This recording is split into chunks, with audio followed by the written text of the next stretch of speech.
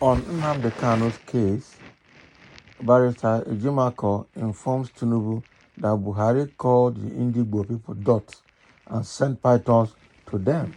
Okay, this is a real remind.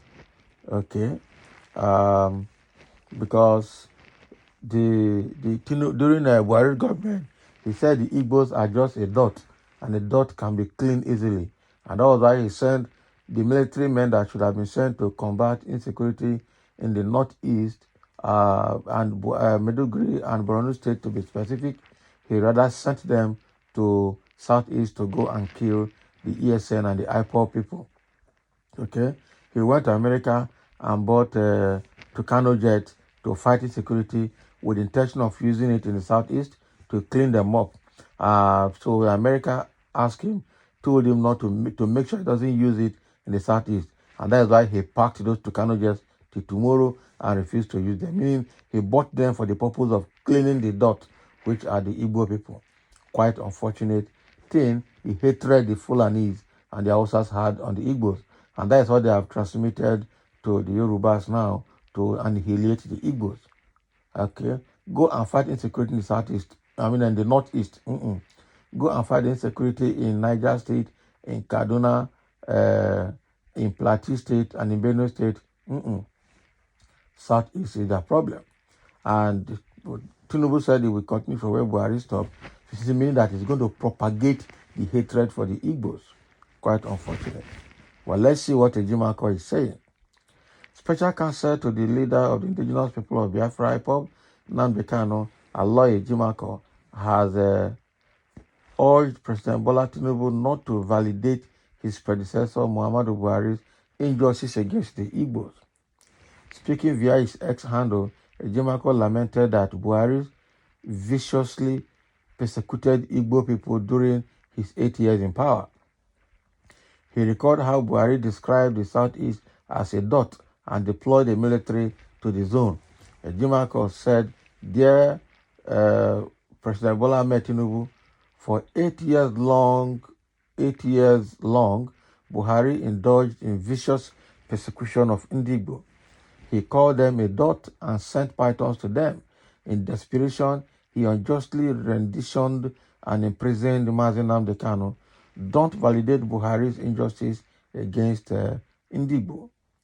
Okay. Meanwhile, Kanu has claimed that the Department of State Services is denying him access to visitors of his choice. Kanu lamented that the security service had violated a subsisting court order that granted him access to his visitors. This was disclosed by Kanu's counsel, Ifeanyi Ejiofor,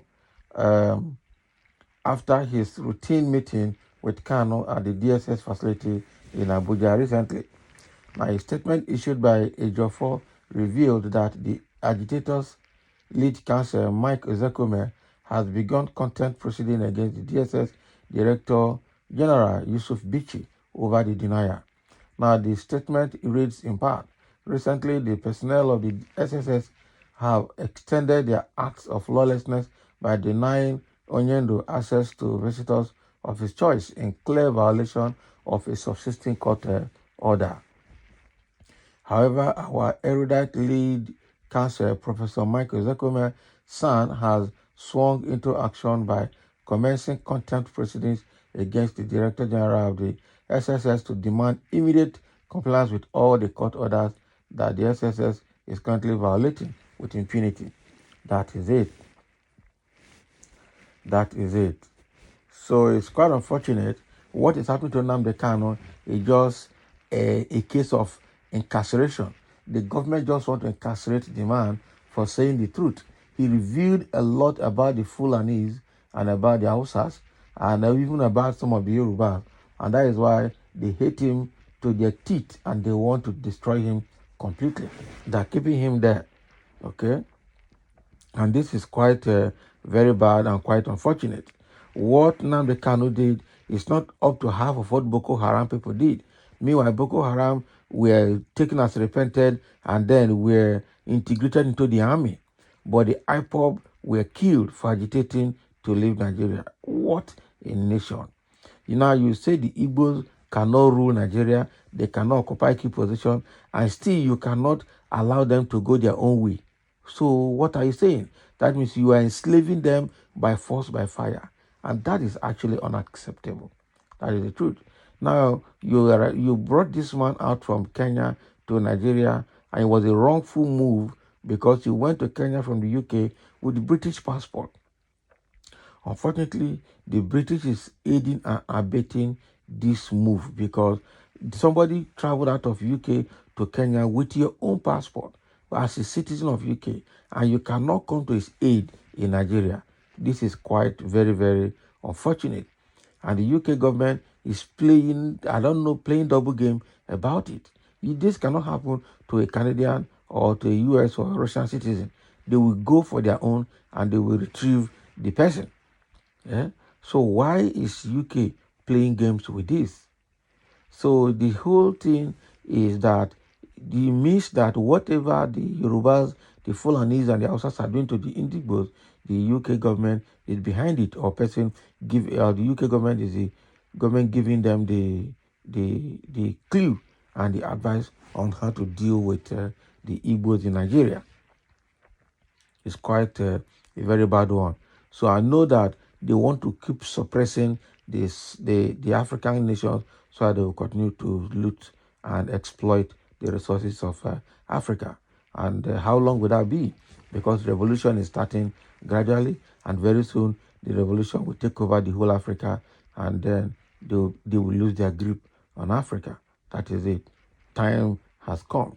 So now that what DSS is doing to this Nnamdi Kanu is unacceptable. The judge, the law, the court, the judiciary has granted him bail, has even granted him bail, and also put injunction that no court should judge him again. But they refused. They even asked for compensation to be given to Nnamdi Kanu.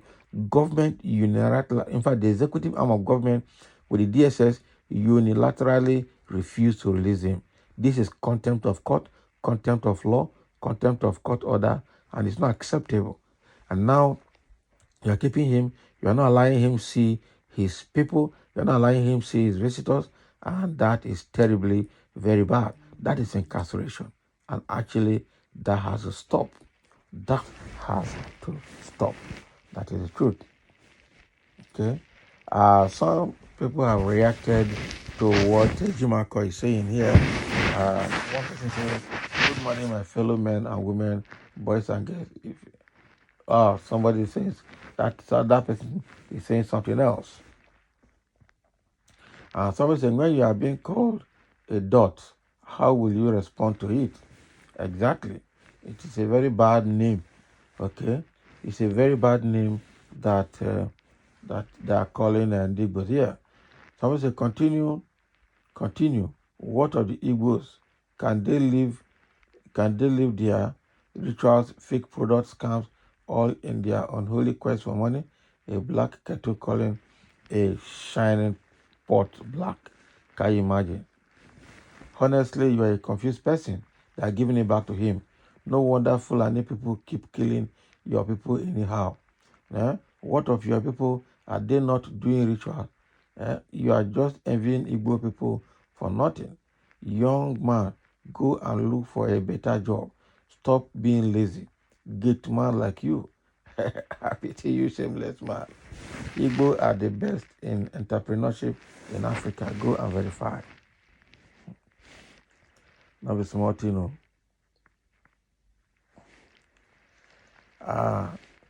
Okay, another place say, please, Enyim, wake up from these mirage dreams. Biafra is dead. Just like your seat at home, others stand up, join the Nigeria to build a country you will be proud of. Can you imagine? Which proud of? Who can be proud of Nigeria the way it is now? Nobody can be proud of Nigeria the way it is now.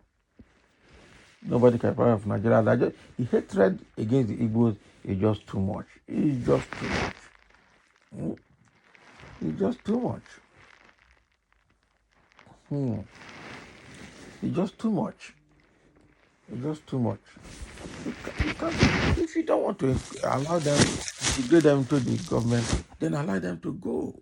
That's the best thing to do.